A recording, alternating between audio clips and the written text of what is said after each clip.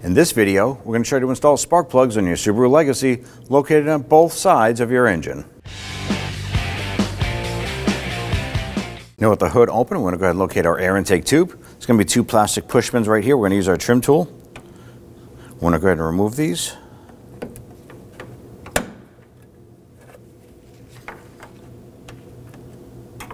Sometimes these break. Because of the age of the car, they're brittle, they can snap. You want to go ahead and take this unit, you're going to pull it towards you, you're going to disconnect it from the air filter box. When you slide this out, this back section right here is going to pull out of the air filter box. Right here is the mass airflow sensor. We're going to press down on this tab right here, disconnect that harness.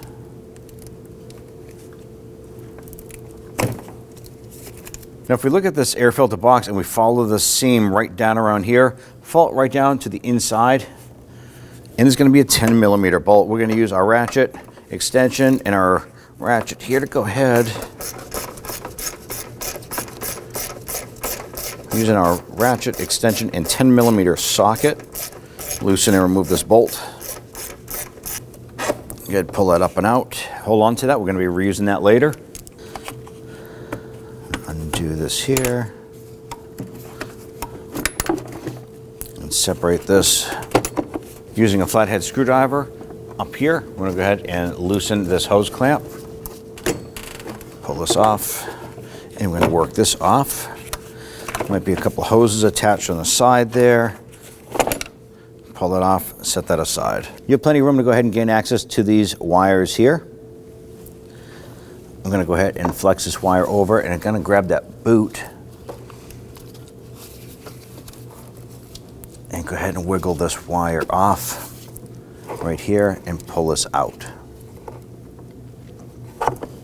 I'm going to use my 16mm spark plug socket. It has a rubber boot inside to capture that spark plug, and I'm using a wobbly head extension that gives me some flexibility here. Drop this down inside.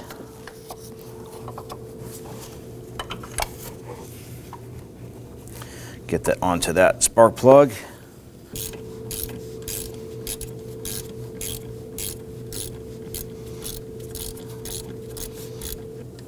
All right, just remove my ratchet. I'm going to finish unthreading this spark plug by hand.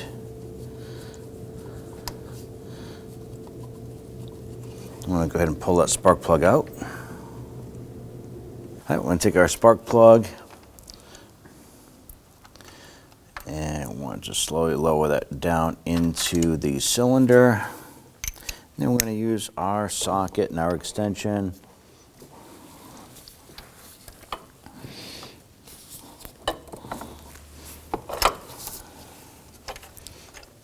And want to go ahead and get that spark plug started.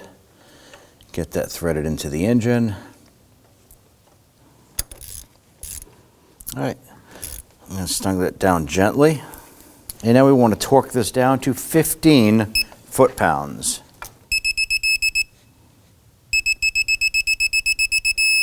I'm going to remove my torque wrench. Remove the extension and socket. And we're going to repeat this process for the other three.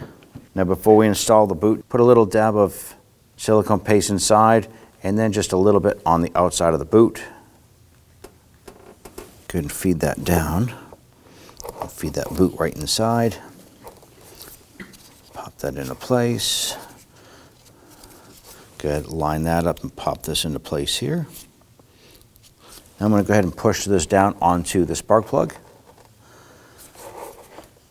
You're going to feel it snap in, and then you can see this rubber boot seal up against the valve cover. Let's go ahead and install our air filter intake tube. It's going to be two tabs on the bottom. We want to go ahead and lower that down. Pull our mass airflow sensor wire up. Finagle this down past the hoses. Let's go ahead and pop that intake tube in over here. And then we can go ahead and line this up. Push this down.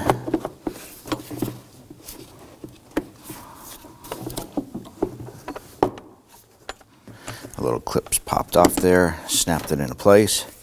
Now at this point here, I want to go ahead and we're going to just feed our mass airflow sensor wire harness around and pop that into place.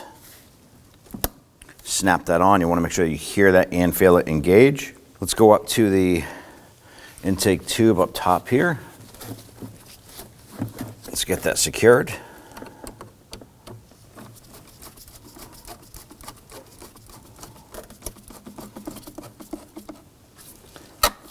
Snug that down, make sure that's on there good and tight. Now the last thing you need to do over here for this box section is install that bolt. Go ahead and set that bolt a few threads by hand. And once you get it started, go ahead and pop our ratchet onto there.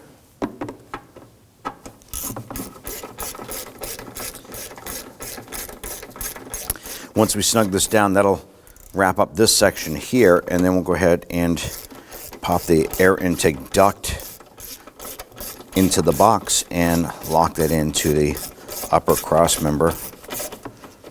Snug it down gently. Grab the intake duct. This portion right here needs to insert into the box. Line that up and then insert the plastic pins.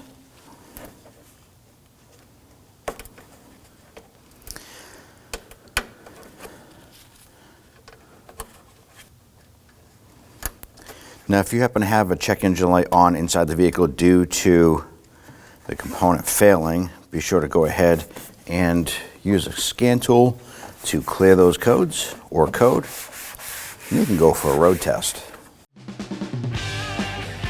When only the best will do, demand TRQ. The only company that lets you view before you do. TRQ is committed to offering the highest quality aftermarket auto parts that are engineered for peace of mind. Thanks for using and viewing with TRQ.